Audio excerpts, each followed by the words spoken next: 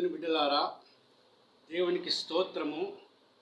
మీ అందరికీ నా వందనాలు, శుభాకాంక్షలు. దేవుని మహాకృపను బట్టి నేను ఆరోగ్యంగా, సంతోషంగా, సమాధానంగా ఉండి మీ అందరి ప్రార్థన వలన నేను ఈరోజు మధ్యాహ్నమున మీకు ప్రకటన గ్రంథం 18వ అధ్యాయం 12వ వచనం నుంచి 24వ వచనం వరకు నేను వాక్యము ప్రసంగించిన ఉన్నాను. మీకు అందరికీ తెలుసు, దేవుని మహాకృపను బట్టి, కనికరను బట్టి పోయిన సంవత్సరం ఆరంభం నుండి నేను ప్రారంభించాను ప్రకటన గ్రంథము. ఇప్పుడు నేను మీకు 18వ అధ్యాయంలో 2వ భాగాన్ని బోధించిన ఉన్నాను.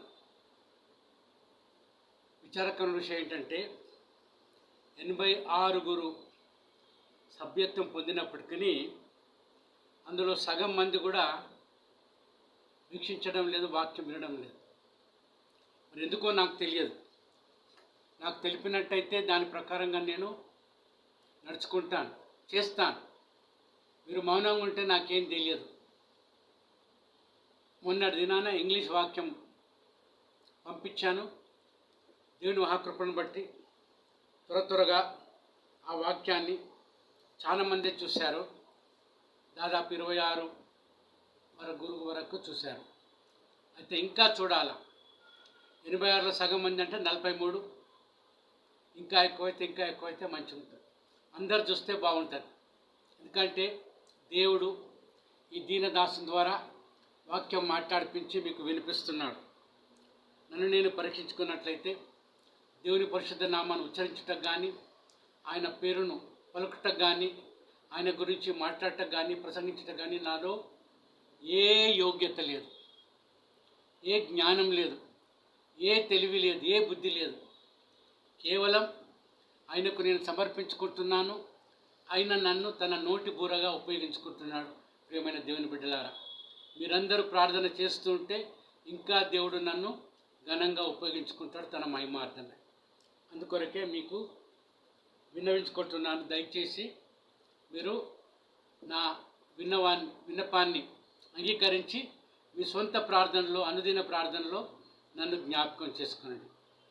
అంకుల్ అన్నానండి, బ్రదర్ అనండి, నో ప్రాబ్లము, శామ్యూల్. ఓకే, దయచేసి నా కొరకు ప్రార్థన చేయండి. ఇప్పుడు మనం వాక్యం ఆరంభిస్తాం. ఇంతకుముందు పోయిన వారంలో నేను 18వ అధ్యాయము ప్రకటనలు మొదటి 11 వచనాలు మాట్లాడాను. ఇప్పుడు 12 నుంచి 24 వచనాలు మాట్లాడుతున్నాను. ఇందులో ఎక్కువగా ప్రియమైన దేవుని బిడ్డలారా, బబులోను పట్టణం గురించి రాయబడ్డది.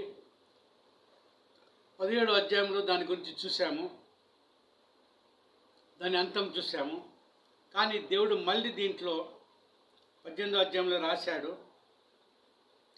అది చేసిన వర్తకము, దాని ద్వారా వర్తకం చేసిన వర్తకులందరూ, వ్యాపారస్తులందరూ ఎంత లాభం పొందారో, ఎంత ధనికులైనారో చెబుతూ, దాని అంతమైనప్పుడు వాళ్ళు ఏ విధంగా దుఃఖించారో అంత చెప్తున్నాడు. ఇక్కడ 12వ వచనం గమనించినట్లే, లోకంలోని వర్తకులను ఆ పట్టణస్థులను చూచి ఏడ్చుచు తమ సరుకులను, అనగా సరుకులు ఎన్ని ఉన్నాయో చూడండి, బంగారము, వెండి, రత్నములు, ముత్యములు, సన్నపు నార బట్టలు, ఉదారంగు బట్టలు, పట్టు బట్టలు, రక్తవర్ణపు బట్టలు, ఇవి మొత్తము 8 ఉన్నాయి. ఇంకా కింద మొదలైన సరుకులు, ఇంకా ప్రతి విధమైన దబ్బ, మ్రానును, ప్రతి విధమైన దంతపు వస్తువులను, మిక్కిలి విలువగల కర్ర, ఇత్తడి, ఇనుము, చల్వరాళ్ళు మొదలైన వాటితో చేయబడిన ప్రతి విధమైన వస్తువులను, దాల్చిన చెక్క, ఓమము, ధూపద్రవ్యములు, అత్తరు, సాంబ్రాణి, ద్రాక్షారసము, నూనె, మెత్తని పిండి, గోధుమలు, పశువులు, గొర్రెలు మొదలగు వాటిని, గుర్రములను, రథములను, దాసులను, మనుషుల ప్రాణములను కూడా అమ్మిందట. చూసారా దేవుని బిడ్డలారా, మొత్తం ఇవన్నీ కలిపి దాదాపు 22 ఉన్నాయి. మొదటి నుంచి ఇప్పటి వరకు 11, 12, 13, 14 వచనాలు అన్నీ కలిసి ఉన్నాయి. కాబట్టి దీంట్లో ఈ వర్తకులు ఎవరైతే వ్యాపారం చేశారో బబులోను ద్వారా 22 సరుకులను వాళ్ళు కొని తీసుకుపోయి అమ్మేవారు. ఇందులో దాసులు కూడా ఉన్నారు, ఇంకా మనుషుల ప్రాణాలు కూడా ఉన్నాయట. అంటే ఆనాటి నుండే మనుషుల ప్రాణాలు కూడా అమ్మేవారన్నమాట. మనం ఇప్పుడు ఆశ్చర్యపోతుంటాం, కొంతమంది మనుషులను ఎత్తుకొని పోయి వాళ్ళని నమ్ముకోవడం, మరి ముఖ్యంగా స్త్రీలను ఎత్తుకొని పోయి వాళ్ళని అమ్మేయడము, పిల్లల్ని ఎత్తుకొని పోయి వాళ్ళ శరీరంలోని భాగాలను తీసి అమ్మివేయడము, ఇలాంటి రకరకాల దౌర్భాగ్యమైన పనులు చూస్తూ ఉన్నాం మనం. ఇవన్నీ దేవునికి నచ్చవు. అందుకొరకే కింద ఇక మీదట ఎవడును కొనడు. ఇక మీదట ఈ పైన చూపిన 22 వస్తువులు లేకపోతే సామాన్లు ఎవరు కూడా కొనరని చెప్తా ఉన్నది. ఎవరు చెప్తున్నారు? దేవుని దూత చెప్తా ఉన్నది. నీ ప్రాణమునకు ఇష్టమైన ఫలములు నిన్ను విడిచిపోయేను. అంటే ఫలాలు కూడా కొన్నిసార్లు మనకి ఇష్టమైన ఫలాలు తింటూ ఉంటాం. నాకు మామిడి ఫలం, సేపు ఫలం, ఇలాంటి కొన్ని ఫలాలు చాలా ఇష్టం. మామిడి ఫలాలు అయితే ఇక ఇప్పుడు కాలం వచ్చింది కదా, మంచిగా తింటాను. నాకు డయాబెటీస్ ఉంది, అయినా కూడా బాగా తింటాను. ప్రేమైన దేవుని బిడ్డలారా, అట్లనే వాళ్ళకు కూడా ఇష్టమైన ఫలాలట ఇంకా మిమ్మల్ని కనబడవు అంటున్నాడు. నీ ప్రాణమునకు ఇష్టమైన ఫలముని నిన్ను విడిచిపోయాను. రుచ్యములన్నీ దివ్యములైన అన్నీ నీకు దొరకకుండా నశించిపోయినవి. ఇక మీదట కనబడని చెప్పు చుక్కొనొచ్చు దాని గురించి దుఃఖపడుదురు. వాళ్ళే దుఃఖపడుతున్నారట. ఏమని? ఫలాలు కూడా కనపడవు.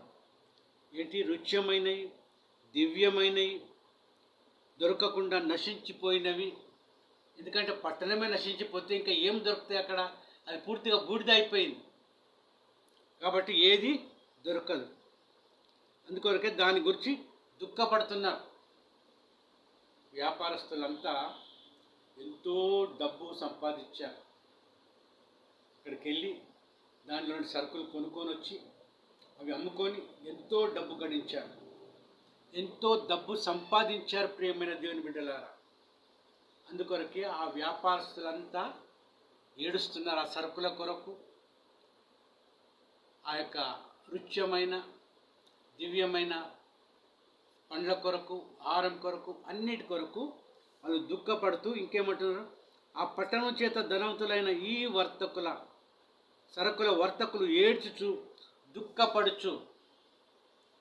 ఆ పట్టణపు యొక్క ధనవంతులైన ఈ సరుకుల వర్తకులు అంటే మనం చూసాం కదా, ధనవంతులైనట్టు వాళ్ళంతా. ఎంత మహాభాగ్యం చూడండి. ఈనాడు నేను దుబాయ్లో 45 సంవత్సరాలు ఉన్నాను. ఇప్పుడు కూడా కొంతకాలం ఇప్పుడు హైదరాబాద్కి వచ్చాను, తిరిగి వెళ్తాను.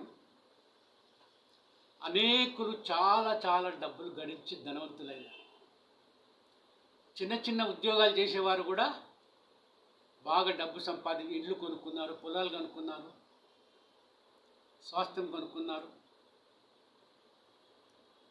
దుబాయ్ అంటే డబ్బు గడించడం అనుకుంటారు మనుషులు చాలామంది. అక్కడికి వస్తూ ఉంటారు. కొంతమంది అదృష్టశావత్తు మంచిగా డబ్బు సంపాదించుకుంటారు, కొంతమంది నష్టపోయిపోతుంటారు. నా విషయంలోనైతే నేను పోయేటప్పుడు ఖాళీ చేతులతో వెళ్ళాను, వచ్చేటప్పుడు ఖాళీ చేతులతో వచ్చాను. నేను మంచి మంచి ఉద్యోగాలు చేశాను, దేవుడు మంచి మంచి జీతాలు ఇచ్చాడు. కానీ ఎప్పుడు కానీ నేను కానీ నా భార్య కానీ ఎప్పుడు కానీ డబ్బు మీద దృష్టి పెట్టలేదు. ఎప్పుడు కూడా ఇది కొనుక్కోవాలి, అది కొనుక్కోవాలి, ఇది కూడా పెట్టుకోవాలి, అది కూడా పెట్టుకోవాలి అనుకోలేదు. దేవుడు మాకు అనుగ్రహించిన 3 బిడ్డలు, 1 కుమారుని చక్కగా చదివించినాము. దేవుడిని ఆశీర్వదించి వారిని అందరినీ మంచి ఉద్యోగాల్లో స్థిరపరిచారు. పెళ్ళిళ్ళైనాయి, స్థిరపడ్డారు. పిల్లలు కూడా కలిగినారు, స్థిరపడ్డారు. వాళ్ళంతా క్షేమంగా ఉన్నారు. ఇప్పుడు వాళ్ళే మమ్మల్ని పోషిస్తున్నారు. గొప్ప దేవుడు మన దేవుడు. కాబట్టి దేవుని బిడ్డలారా, నేను సంపాదించుకున్నంత పరలోకంలో ఉంది. ఈ లోకంలో ఏం సంపాదించుకోలేదు, అంత పరలోకంలో ఉంది.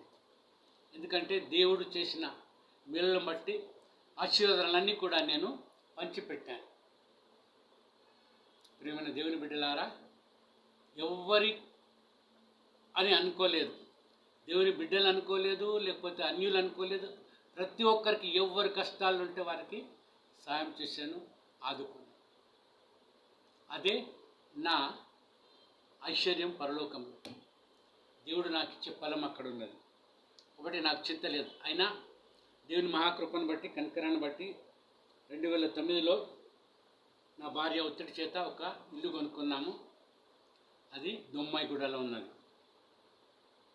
ప్రియమైన దేవుని బిడ్డలారా, ఈ లోకంలో మనం ఎన్ని ఆస్తులు అంతస్తులు సంపాదించినా అవన్నీ ఒకనాడు గతించిపోయేది. ఈ లోకమే గతించిపోతే ఆ ఆస్తులు అవన్నీ ఎక్కడ పోతాయి? నశించిపోతాయి. మన ఎంబడి రావు ఏవి కూడా. ఈ తొడుక్కున్న చొక్కా కూడా మన ఎంబడి రాదు. అర్థమైంది కదా?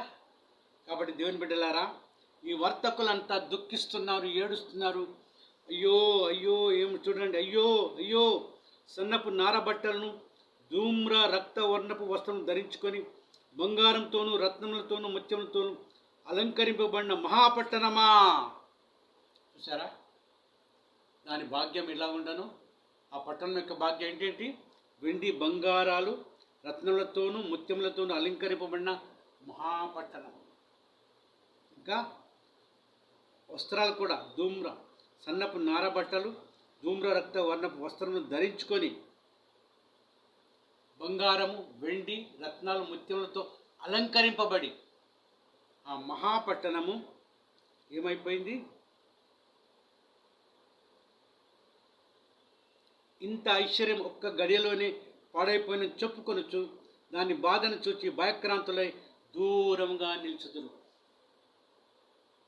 దానికి పట్టిన గతి చూసి భయపడిపోయినా. ఇంత మహాపట్టణంకి ఇలాగైతే ఇక మా సంగతి ఏంటి అనుకున్నారా? ప్రియమైన దేవుని బిడ్డలారా, దేవునికి అసాధ్యమైందంటూ ఏదీ లేదు. దేవుడు నరుడు సృష్టించిన సమస్తమైన దాన్ని వ్యర్థం చేయుటకు సామర్థ్యం కలిగిన దేవుడు, నశింపజేయుటకు సామర్థ్యం కలిగిన దేవుడు. ఇప్పుడు ఉక్రెయిన్లో జరుగుతున్న యుద్ధంలో ఆ రష్యన్ అధిపతి అయిన వ్లాదిమిర్ పుటిన్ ఆ న్యూక్లియర్ బాంబులు పెట్టుకొని మురిసిపోతూ అందరినీ బెదిరిస్తున్నాడు. మీరు కనుక ఈ యుద్ధంలో కలగజేసుకొని నాతో యుద్ధం చేయడానికి వస్తే నేను న్యూక్లియర్ బాంబులను వదులుతాను, మీరంతా నశించిపోతారు అంటున్నాడు. ఏదో వాడు బ్రతికిపోయినట్టు వాడు కూడా నశించిపోతాడు. కానీ అంతా దేవుని చేతిలో ఉంది. దేవుడు నిర్ణయించే కాలంలోనే అన్నీ జరుగుతాయి, కానీ కాదు. వాడు ఎంత ప్రయత్నం చేసినా అవి వ్యర్థమైపోతాయి. ఆ న్యూక్లియర్ బాంబులు చూసుకొని మిసైల్స్ చూసుకొని ఎంతో సంతోషిస్తున్న ఆ పుటిన్ వాటిని ఆన్ చేసినప్పుడు అవి ఆన్ కావు, అవి వ్యర్థమైపోతాయి. ఎందుకంటే దేవుడు తన అదుపులో పెట్టుకున్నాడు వాటిని. సర్వలోకంలో ఉన్న దేవుని బిడ్డలు ప్రార్థిస్తుంటే దేవుడు ఆలకించి ఆ యొక్క న్యూక్లియర్ బాంబులను మిస్సైల్స్ను పని చేయకుండా చేస్తాడు. కాబట్టి దేవుని బిడ్డలారా, వీళ్ళు వర్తకులు 18వ వచనం అంటున్నాడు, 17వ వచనం. ప్రతి నావికుడును ఎక్కడికైనా సబరు చేయి ప్రతివాడును ఓడవారును సముద్రం మీద పనిచేసి జీవనం చేయు వారందరిను దూరంగా నిలిచి దాని దహన ధూపమును చూచిరి. చూసారా, అది కాలిపోతుందట. ఆ మహాపట్టణము కాలిపోతుంది. అయ్యో అయ్యో అయ్యో అని వర్తకులు నొత్తి నోరు కొట్టుకుంటున్నారు. దాని వైభవం గురించి కీర్తిస్తూ దుఃఖిస్తున్నారు. ఇంత గొప్ప మహాపట్టణము ఒక్క గడియలో నశించిపోయింది అని దుఃఖపడుతున్నారు. చూసారా దేవుని బిడ్డలారా, దేవునికి ఈ లోకంలో అసాధ్యమైందంటూ ఏది లేదు. మనుషుడు ఏమి నిర్మించినా, ఏమి కట్టినా, ఏ వస్తువు తయారు చేసినా, ఏ విమానం తయారు చేసినా, ఏ మిషన్ తయారు చేసినా, ఏ మిసైల్ తయారు చేసినా అన్నీ దేవుని అదుపులో ఉన్నాయి. ఎందుకంటే దేవుడే కదా మనుషునికి జ్ఞానం ఇచ్చాడు అవన్నీ తయారు చేయడానికి. కాబట్టి అన్నీ కూడా దేవుని అదుపులో ఉన్నాయి. ప్రియమైన దేవుని బిడ్డలారా, వాళ్ళు చూసి ఆ ధూపం దూరంగా నిలిచొస్తున్నారు. ఇంకా 18వ వచనం, ఈ మహాపట్టణంతో సమానమైనది ఏది అని చెప్పుకొంచు కేకలు వేసి, అయ్యో అయ్యో అయ్యో అని కేకలు వేసి వాళ్ళు దుఃఖిస్తున్నారట. తమ తలల మీద దుమ్ము పోసుకొని ఏడ్చుచు దుఃఖించుచు, అయ్యో అయ్యో ఆ మహాపట్టణం అని మళ్ళీ మళ్ళీ జ్ఞాపకం చేసుకుంటున్నారు.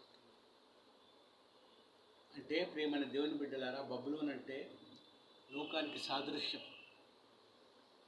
ఇప్పుడు లోకంలో ఎన్నో రకాలైన ఆకర్షణలు ఉన్నాయి. శరీరాశ, డబ్బాశ, నేత్రాశ, జీవపు డంబం. ఇప్పుడు ఆ పుటిన్ అంటే రష్యా నాయకుడైన పుటిన్ జీవపు డంబం, అహంకారం, గర్వం. నన్ను మించినోడు లేడు, నేను ఇది చేయగలను, నా దగ్గర అది ఉన్నది, నా దగ్గర ఇది ఉన్నది, నేను దీంతో పేల్చేస్తాను, అందరిని లోకాన్ని నాశనం చేసేస్తానని గర్వపడుతుంది. ఇదే జీవపు డంబం. దేవుని బిడ్డలమైన మనం మాత్రం సాత్వికంతో, దీనత్వంతో ఉండాలి. ఎంత మాత్రం గర్వించొద్దు, అహంకారించొద్దు.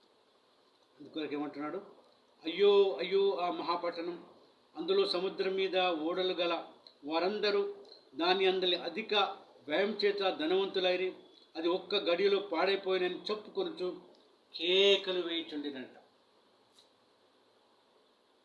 జీవనోపాధి పోతే ప్రియమైన దేవుని బిడ్డలారా ఎంత దుఃఖంగా ఉంటుంది కదా. చూడు, ఈ వర్తకులంతా దాని నుంచి సరుకులు తీసుకొని పోయి అమ్ముకొని బాగా డబ్బు సంపాదించారు.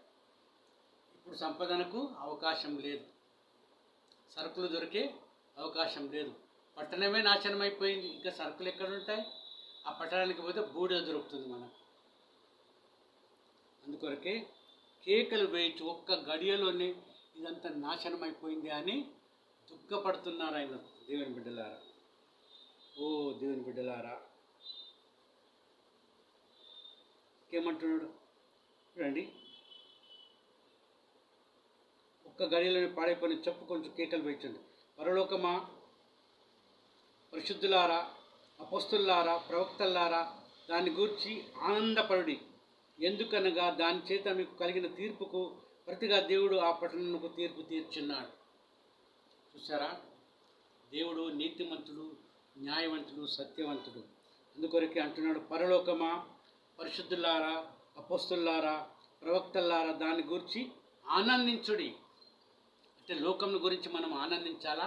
లోకము నాశనం అయిపోతుంటే మనం ఆనందించాలి. ఎందుకంటే లోకం మనకు శాశ్వతం కాదు, మనకు పరలోకం శాశ్వతం. కాబట్టి దేవుడు లోకాన్ని నాశనం చేసేటప్పుడు, లోకాన్ని శిక్షించేటప్పుడు మనం సంతోషించి ఆనందించాలి. దేవుని బిడ్డలారా, కాబట్టి వీటిని జ్ఞాపకం ఉంచుకోనండి, మీరు మర్చిపోకుండా కదా. దేవుని బిడ్డలారా, దేవుడు లోకాన్ని నాశనం చేసేటప్పుడు మనం ఎంత మాత్రం దుఃఖపడకూడదు, చింతపడకూడదు. ఎందుకంటే మన స్వాస్థ్యము పరలోకంలో ఉన్నది. కాబట్టి పరలోకాన్నే ఆశించాల, ఈ లోకాన్ని ఆశింపకూడదు. ఈ లోకంకు ఏం జరిగిపోయినా చింతించకూడదు, దుఃఖించకూడదు, సంతోషించాలన్నాడు దేవుడు. ఏమన్నాడు? పరలోకమా, పరిశుద్ధులారా, అపస్తులారా, ప్రవక్తలారా, దాన్ని గురించి దుఃఖించకుడి, కానీ దాని గురించి ఆనందించుడి. ఏలైనగా దాని చేత మీకు కలిగిన తీర్పుకు ప్రతిగా దేవుడు ఆ పట్టణంకు తీర్పు తీర్చున్నాడు. మన దేవుడు నీతిమంతుడు, న్యాయవంతుడు, సత్యవంతుడు. పక్షపాతం లేదు ఆయన దగ్గర, దుష్టత్వం లేదు. వ్యత్యాసం లేదు. తప్పకుండా ప్రతి ఒక్కరిని, మనల్నైనా అన్యులనైనా ఎవరినైనా ఆయన సరి సమానంగా తీర్పు తీరుస్తాడు. కాబట్టి దేవుని బిడ్డలారా, జ్ఞాపకం ఉంచుకుందాం. 21వ వచనంలో అంటున్నాడు, తరువాత బలిష్ఠుడైన ఒక దూత గొప్ప తిరగటి రాయి వంటి రాయి ఎత్తి సముద్రంలో పడవేసి.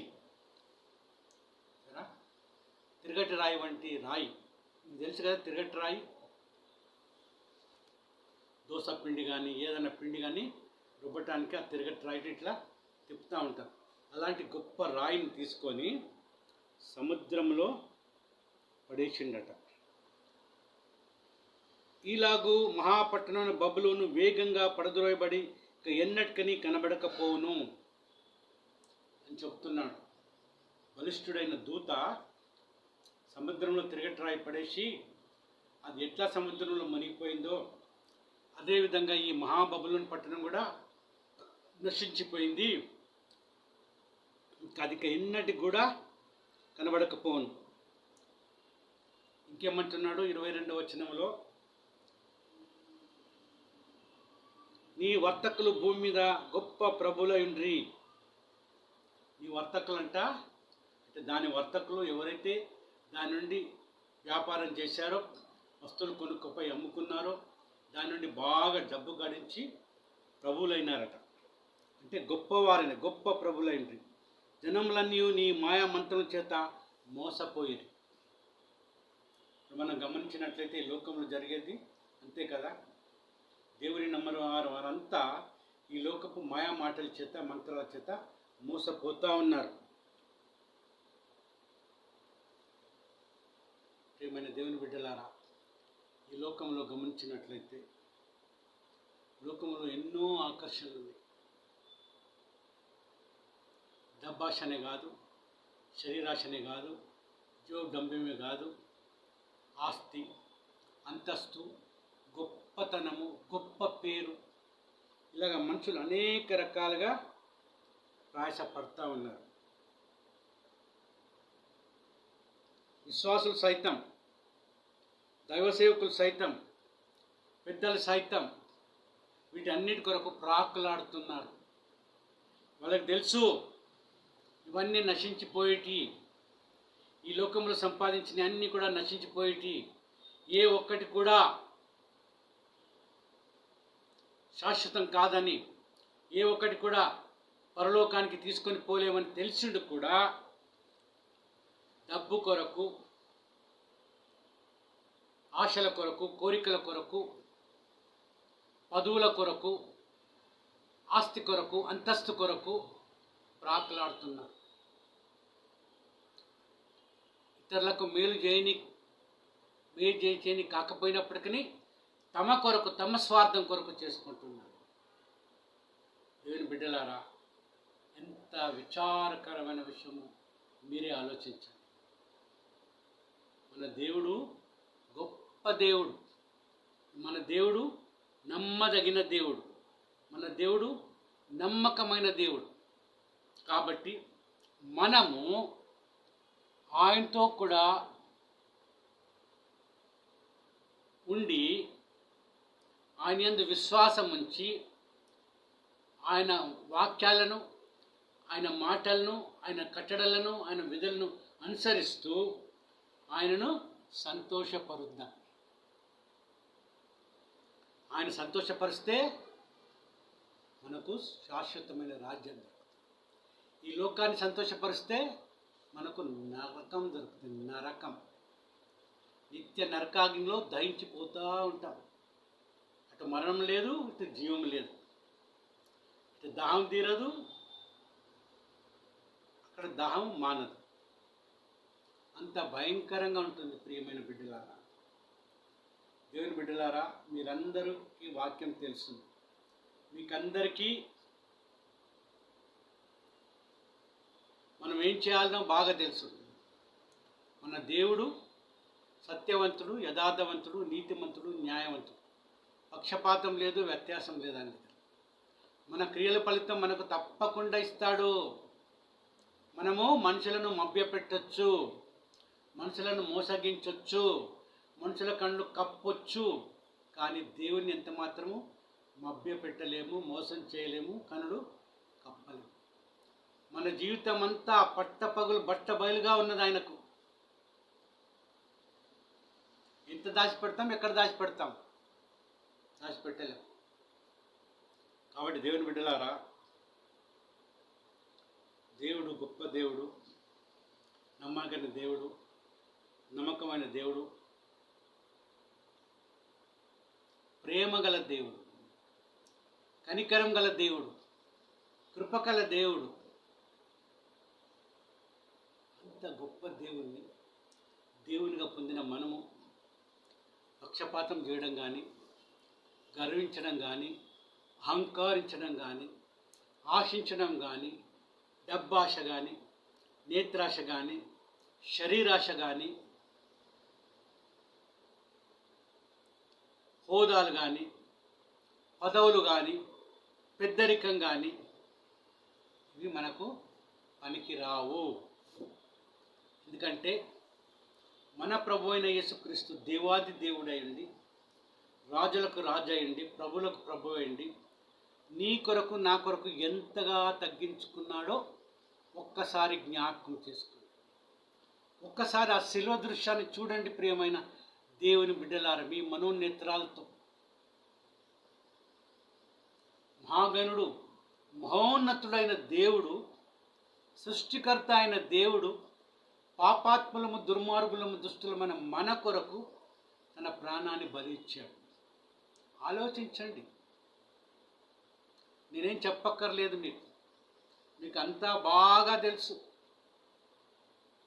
అయినా నిర్లక్ష్యం, అయినా అజాగ్రత్త, అయినా పట్టింపు లేదు. పర్లేదులే చూద్దాం అని అనుకుంటున్నాం. కానీ మన దేవుడు ఏమన్నాడు? నేను దొంగ వలె వస్తానన్నాడు. ఎందుకొరకు దేవుడు తన దొంగను పోల్చుకున్నాడు?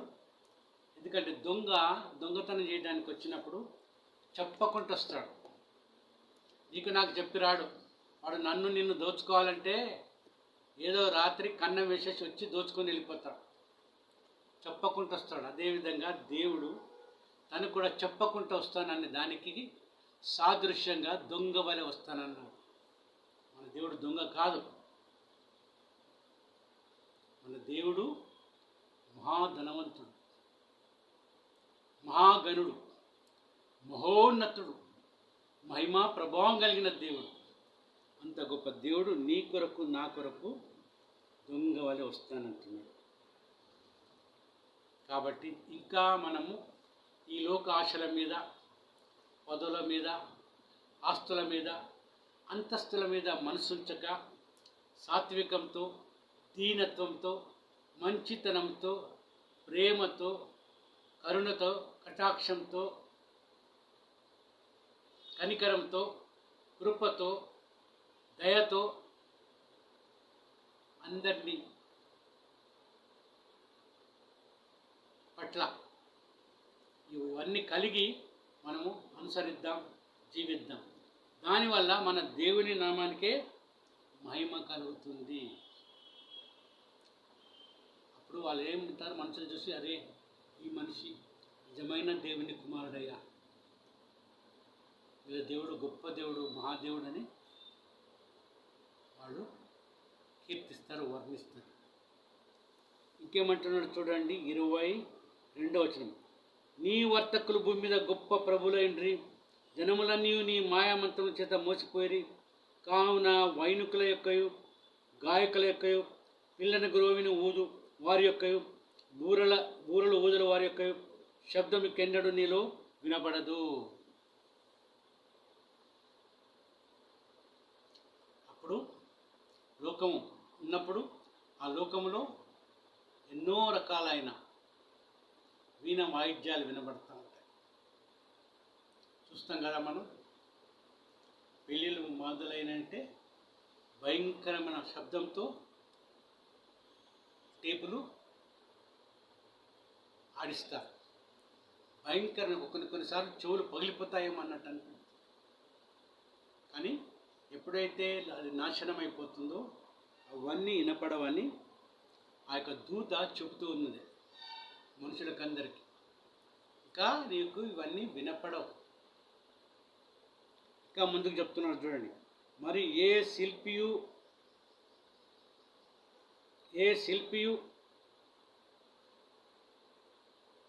చేయు శిల్పి ఎవడును నీలో ఎంత మాత్రం కనబడడు. తిరగట ధ్వనికను ఎన్నడూ నీలో వినబడదు. శిల్పాలు విగ్రహాలు చెక్కి విగ్రహాలను దేవుళ్ళగా అమ్ముతున్నా మరి ఎవరు కూడా కనపడరు. దాని తర్వాత ఏమంటున్నాడు, తిరగటి ధ్వని ఇంకా వినపడదు. ఇంకా తిరగటరాయి ధ్వని వినపడదు. ఇంకేమంటున్నాడు చూడండి, దీపపు వెలుగు నీలో ఇకను ప్రకాశింపదు. వెలుగు ప్రకాశింపదంటే ఇంకా లైట్ కనపడదు.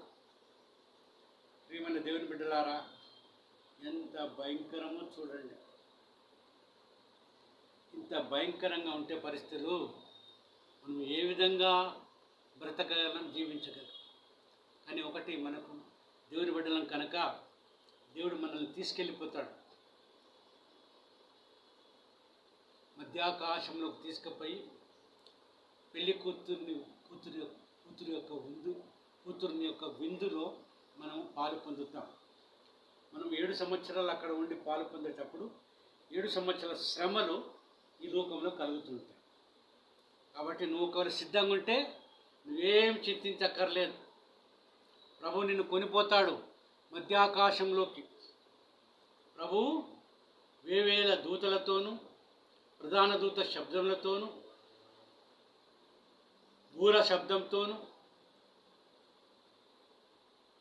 పరిశుద్ధుల శబ్దంతోనూ దిగి వచ్చేటప్పుడు మొదట సమాధిలో ఉన్నవారు లేస్తారట.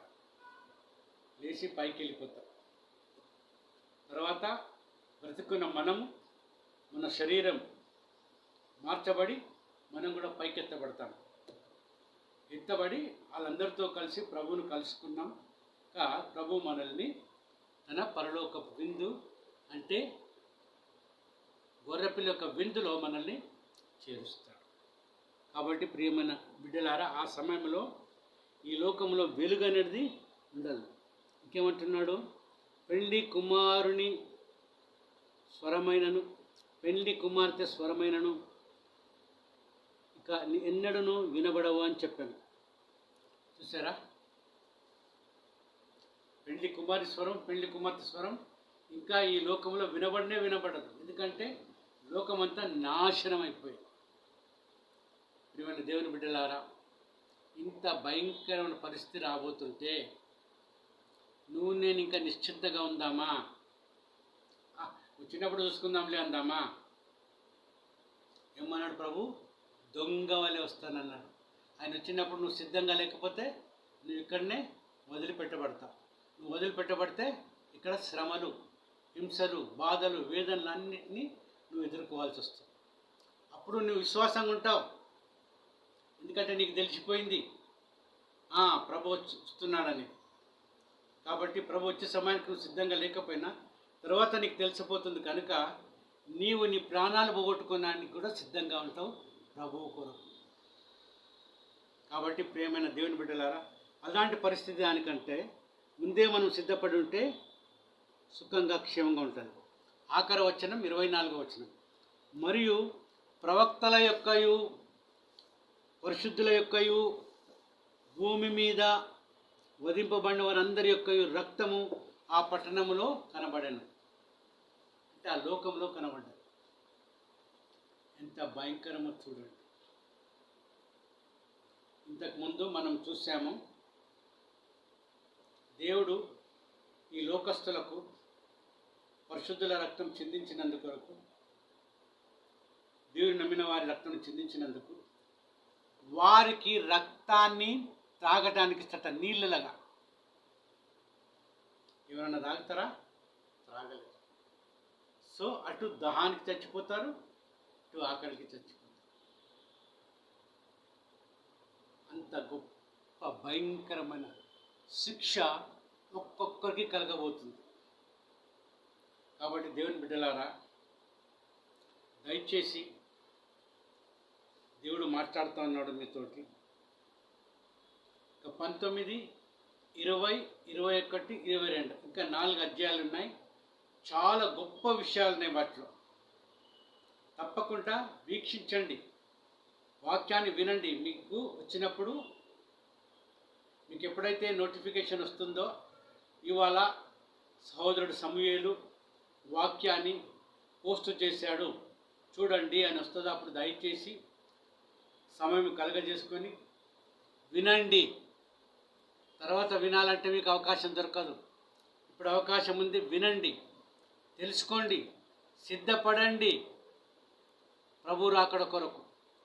ఎప్పుడు వస్తాడో ఎవరికి తెలియదు, అకస్మాత్తుగా వస్తాడని చెప్పబడ్డది. కాబట్టి ప్రియమైన దేవుని బిడ్డలారా, మనందరం కూడా ఇంకా నిర్లక్ష్యం చేయకుండా ప్రభు మీద ఉన్న విశ్వాసంతో, ప్రభు మీద ఉన్న నమ్మకత్వంతో ముందుకు సాగిపోదాం. ఎందుకంటావా, ముందుకు సాగిపోకపోతే, ప్రభు కొరకు కనిపెట్టకపోతే మనము విడిచిపెట్టబడతాం. ఈ లోకంలో విడిచిపెట్టబడతాం. అప్పుడు శ్రమలకు, శోధనలకు, వేదనలకు, బాధలకు గురి అవుతాం. అది మీకు ఇష్టమా? నాకు తెలిసి ఎవరికి ఇష్టం లేదు, నాకు కూడా ఇష్టం లేదు ప్రియమైన దేవుని బిడ్డలారా. కాబట్టి నేను కూడా ప్రయాసపడుతున్నాను, అన్నిదినం ప్రభుకు ప్రార్థన చేస్తున్నాను. ప్రభువా,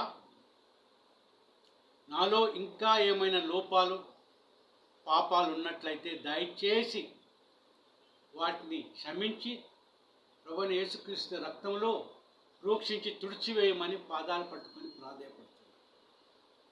ఎందుకంటే నా ప్రభు చిత్తం ఏంటంటే, నా పట్ల కాన నీ పట్ల కూడా మనమందరం కూడా ఆయన పరలోక రాజ్యంలో నిత్య నివాసులుగా ఉండాలని. అందుకొరకే 1 తిమోతి పత్రిక 2వ అధ్యాయం 4వ వచనంలో రాస్తున్నాడు, ఎవరు కూడా నశించిపోవడము దేవునికి ఇష్టం లేదు కనుక ప్రతి ఒక్కరూ రక్షింపబడాలని ఆశిస్తున్నాడు ఆయన. ప్రియమైన దేవుని బిడ్డలారా, మనం ఇంకా నిర్లక్ష్యం చేద్దామా? ఇంకా సమయం ఉందనుకొని కనిపెడదామా? లేకపోతే సిద్ధపడదామా? సిద్ధపడదాం. ఎందుకంటే ఆ సమయం వచ్చినప్పుడు మనం తప్పించుకోలేము. దేవుని చేతుల నుండి ఎంత మాత్రం తప్పించుకోలేదు. ఎన్ని యుక్తులు వన్నా, కుయుక్తులు వన్నా, ఎన్ని వన్నా. కాబట్టి దేవుని బిడ్డలారా, యుక్తులు విక్తులు అన్నీ ఇక్కడ వదిలిపెట్టేద్దాం. మన తెలివిని, జ్ఞానాన్ని ఇక్కడ వదిలిపెట్టేద్దాం. ప్రభువా, నన్ను నీకు అంకితం చేసుకుంటున్నాను, నీవు నన్ను సిద్ధపరచము నీ రాకడకై. నేను ఎప్పుడు కూడా, నువ్వు ఎప్పుడు వచ్చినప్పటికీ సిద్ధంగా ఉండేటట్టు కృపను దయచేయమని ప్రార్థిద్దాం. దేవుడు సాయం చేయనుగాక. ఆమేన్.